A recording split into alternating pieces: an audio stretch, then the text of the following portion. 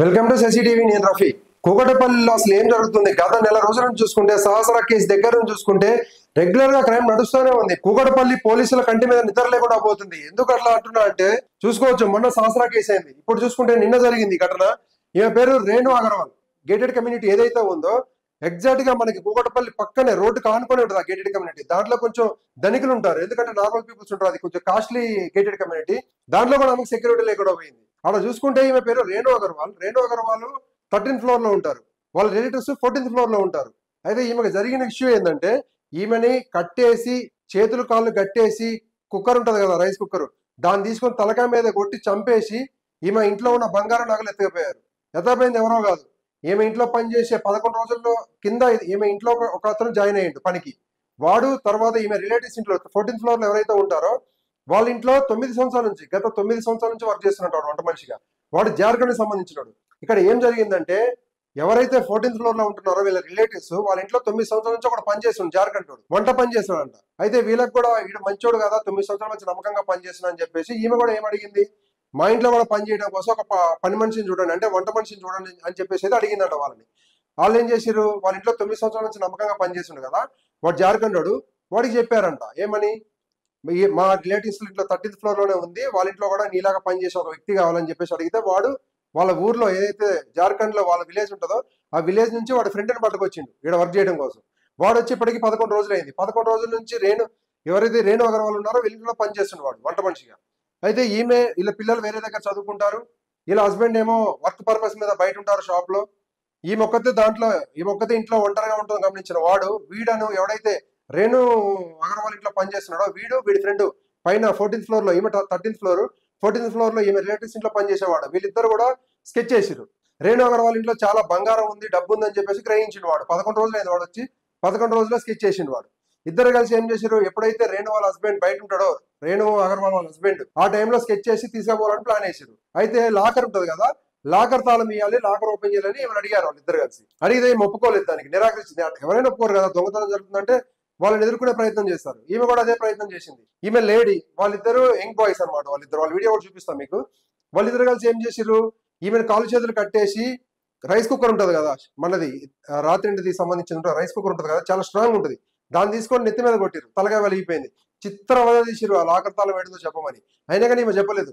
చివరికి ఆమెను చిత్రవద చేసి చంపేసి ఆ లాకర్ ఓపెన్ చేసి దాంట్లో ఉన్న బంగారం నగలు ఏదైతే ఉన్నాయో అవి తీసుకొని ఎస్కేప్ అయ్యారు. అయితే ఇక్కడ చూసుకుంటే ఈమె గేటెడ్ కమ్యూనిటీ, అది ఏదైతే స్వాన్ లేక్ అపార్ట్మెంట్స్ ఉన్నాయో అవి చాలా ఖరీదైనవి. కూకటపల్లి మెయిన్ రోడ్ కానుకొనే ఉంటాయి. అక్కడ ఎందుకు దాంట్లో గేటెడ్ కమ్యూనిటీలో ఉండడానికి ఉంటారంటే ఎక్కువ మంది సెక్యూర్ గా ఉంటుంది. ఎవరు లోపలికి పోయేది కాదు, ఎవరు బయటికి చెప్పకుండా లోపలికి పోవడానికి ఉండదు, పర్మిషన్ లేకుండా బయటికి రావడానికి ఉంటుంది. దానివల్ల దాంట్లో ఎక్కువ మంది ప్రిఫర్ చేస్తారు. ఎక్కువ నార్త్ ఇండియన్స్ వాళ్ళు కూడా ఉంటారు, ఎందుకంటే వాళ్ళు ఇక్కడ సెక్యూర్ ఉండాలి అంటే గేటెడ్ కమ్యూనిటీ అయితే సెక్యూరిటీ ఉంటుంది, టైంకి వాటర్ ఉంటాయి, అన్ని ప్రశాంతంగా ఉంటాయి అని చెప్పేసి వాళ్ళు దాన్ని ప్రిఫర్ చేస్తూ ఉంటారు. ఈమెకు అదే వాళ్ళు ఏ గేటెడ్ కమ్యూనిటీ అయితే వీళ్ళు చూస్ చేసుకున్నారో అదే ఆమె చావుకు కారణం అయిపోయింది. నార్మల్ గా అయితే ఎవరు ఉంటారు, నార్మల్ ఇళ్ళలో అయితే ఎవరో ఒకరు పక్కన వస్తారు. కానీ గేటెడ్ కమ్యూనిటీలో ఏంటంటే ఇంటి పక్కన ఉన్నాడు, ఇటు పక్కన ఉన్నాడు, ఇటు పక్కన ఎవరికి సంబంధం ఉండదు. గేటెడ్ కమ్యూనిటీలో ఎవరి జీవితం వాడే.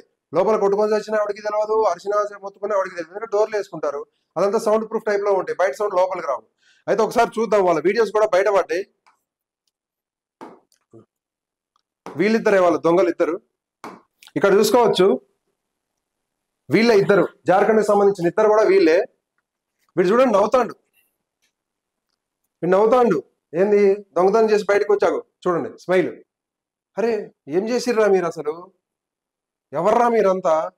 ఎక్కడి నుంచో జార్ఖండ్ నుంచి వచ్చి ఒక హత్య చేసి ఒక అమ్మాయిని చంపి సీసీ కెమెరాలు ఉంటాయని తెలిసి కూడా ఎంత డేర్గా చూడండి వాళ్ళు. వాడు ఏది చెమట తుడుచుకుంటాడు వాడు. వీళ్ళని ఏం చేయాలి ఇలా చూడవచ్చు మీరు. వాడు ఇద్దరు, నాకు తెలిసి వాళ్ళకి 25 years కంటే ఎక్కువ ఉండదు, 25-26 years. ఇంకా హైలైట్ ఏంటంటే, వీళ్ళు ఏదైతే చంపారో ఆమెని, చంపిన తర్వాత వాళ్ళ హస్బెండ్ యాక్టివ్ అనే వేసుకొని వెళ్ళిపోయారు బయటికి. అగో చూడండి, బ్యాగ్ తీసుకొని దాంట్లో నగలు చదువుకొని వాళ్ళ యాక్టివా తాళమే తీసుకొని ఆ యాక్టివా మీద బయటికి వెళ్ళారు. వెళ్ళి దొరకలేదు. ఇప్పుడు కూకటపల్లి పోలీసులు ఈ ఇష్యూని చాలా సీరియస్ గా తీసుకున్నారు.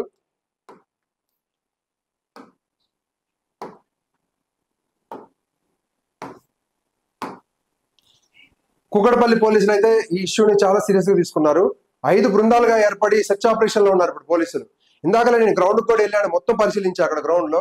కానీ అక్కడ ఎక్కడా కూడా లోపలికి కూడా లేదు. ఇంటి పక్కన వాళ్ళకి ఏమైనా జరిగిందా లేదంటే వాళ్ళ రిలేటివ్స్ అయినా కాంటాక్ట్ అయ్యే ప్రయత్నం చేశాను నేను. గ్రౌండ్లో దాదాపు నేను 2 hours అక్కడనే ఉన్నా.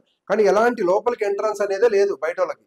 ఇది అందుకనే లోపలే జరిగింది. వాళ్ళ ఇంట్లో పనిచేసేవాడే చంపిండు. నేను లోపలికి వెళ్ళడానికి ప్రయత్నించినా సరే ఆ సెక్యూరిటీ అయితే నన్ను ఎలో చేయలేదు. అక్కడ చుట్టుపక్కల వాళ్ళు అడిగి తెలుసుకుందామన్నా కానీ గేటెడ్ కమ్యూనిటీ, ఎవరు బయటికి రారు, బయటకు వచ్చినా ఎవరు మాట్లాడరు.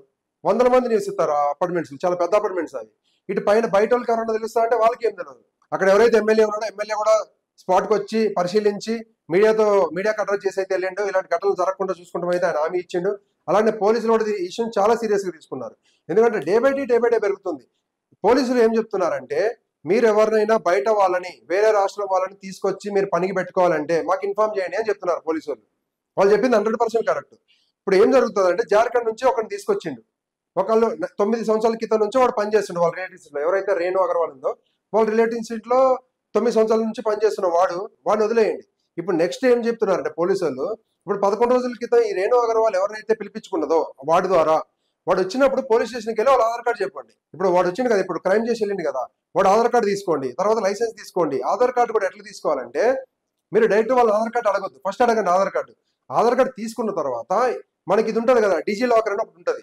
డిజీ లాకర్ లో వాడు ఫోన్ నెంబర్ కొట్టి, వాడి ఆధార్ కార్డు నెంబర్ కొట్టి వాడు ఫోన్ నెంబర్ కొడితే మనకి ఇది వస్తుంది. ఏంది, వాడి ఒరిజినల్ ఆధార్ కార్డు వస్తుంది వాడికి ప్రింట్. అది తర్వాత వీడు ఏదైతే ఆధార్ కార్డు ఇచ్చింది 2 సేమ్ ఉన్నాయో లేవో చెక్ చేయండి. ఎందుకంటే ఎడిట్ చేయొచ్చు, ఏముంది, వర్డ్లోకి వెళ్తాం, మైక్రోసాఫ్ట్ వర్డ్లోకి ఎడిట్ చేస్తాం, లాస్ట్ 2 నెంబర్లు తీసేస్తాం, అడ్రస్ తీసేస్తాం, పేరు తీసేస్తాం, ఈ ఆధార్ కార్డు నాదంటే నమ్ముతాం. అది కాదు, అలా చేయొద్దు ఎప్పుడైనా. వాడు తప్ప ఆధార్ కార్డు కూడా ఇవ్వచ్చు కదా మనకి. ఎప్పుడైనా డిజీ లాకర్కి వెళ్ళండి, డిజీ లాకర్లో వాడి నెంబర్ కొట్టండి, వాడి దగ్గర ఓటీపీ తీసుకోండి, దాన్ని ప్రింట్ తీయండి, అది ఒరిజినల్. అలా చెక్ చేయాలి. ఆ చెక్ చేసిన ఆధార్ కార్డు ఏం చేయాలంటే, మన దగ్గర యాక్సెస్ ఉండదు కాబట్టి వాడి మీద ఏ క్రైమ్ ఉందో తెలుసుకోవడానికి మీరు ఏం చేయండి అంటే, నియర్ బై పోలీస్ స్టేషన్కి వెళ్ళి వాడు ఆధార్ కార్డు చూపించండి. వాడు ఆధార్ కార్డు తర్వాత వాడు ఆధార్ కార్డే కాదు, లైసెన్స్ ఇలాంటివి ఉంటాయి కదా కొన్ని డాక్యుమెంట్స్, అలాంటి 2-3 డాక్యుమెంట్స్ కలెక్ట్ చేసుకొని సేమ్ అడ్రస్లు ఉన్నాయా లేవా, సేమ్ నేమ్ ఉందా లేదా చెక్ చేసుకోండి. ఇవన్నీ వాడిని తీసుకుపోయి పోలీస్ స్టేషన్లో పోలీసులు చూపించండి, వీడిని మీరు పనికి పెట్టుకోవాలనుకుంటున్నాం, వీడు వేరే రాష్ట్రానికి చెందినవాడు కాబట్టి మీరు చెక్ చేయండి అంటే, వాళ్ళ ఆధార్ కార్డు వాళ్ళ దగ్గర యాక్సెస్ ఉంటుంది, ఫుల్ యాక్సెస్ ఉంటుంది. అక్కడ ఉన్న అమీన్ సాబో లేదంటే ఎవరో ఒకరు ఉంటారు కదా, వాళ్ళ దగ్గరికి వెళ్ళి చెప్తే వాళ్ళు డైరెక్ట్ వాళ్ళ ఆధార్ కార్డు నెంబర్ కొట్టిన వాళ్ళ మీద ఏదైతే క్రైమ్ హిస్టరీ ఉంటుందో క్రైమ్ హిస్టరీ మొత్తం వస్తుంది వాళ్ళకి. ఇన్ కేసు వీడి కనుక జార్ఖండ్ లో ఏ క్రైమ్ హిస్టరీ ఉన్నా కానీ వచ్చేది. వీళ్ళు కానీ ఇప్పుడు నేనేదో ప్రాసెస్ చెప్పాను చేసి ఉంటే, వాడు జార్ఖండ్ లో ఎలాంటి తప్పులు చేసి వచ్చి తెలియదు కదా. ఒక రాష్ట్రం వదిలిపెట్టి ఇంకో రాష్ట్రం పనికొస్తున్నారంటే లక్షల జీతం అయితే వస్తారు. ఈ నార్మల్ గా 20,000కి 15,000కి ఎవడొస్తాడు? వీడు వచ్చిందంటే అక్కడ ఏదో క్రైమ్ చేసిండు, అక్కడ క్రైమ్ చేసి ఇక్కడికి వచ్చి ఏదో క్రైమ్ చేసి మళ్ళీ వెళ్ళాలని చూస్తాను వాడు. కాబట్టి మీరు నియర్ బై పోలీస్ స్టేషన్కి వెళ్ళి ఆధార్ కార్డు కొట్టాగానే, నెంబర్ కొట్టాగానే డీటెయిల్స్ మొత్తం వస్తాయి. ఇదైతే పోలీసులు కూడా సూచించారు. ఎవరైతే గేటెడ్ కమ్యూనిటీలో విలాసంలో ఉంటారో వాళ్ళు కొంచెం జాగ్రత్తగా ఉండండి. 1కి 2 సార్లు టెస్ట్ చేసి తీసుకోండి. ఇలాంటి ఎదవలు వస్తారు వీళ్ళని.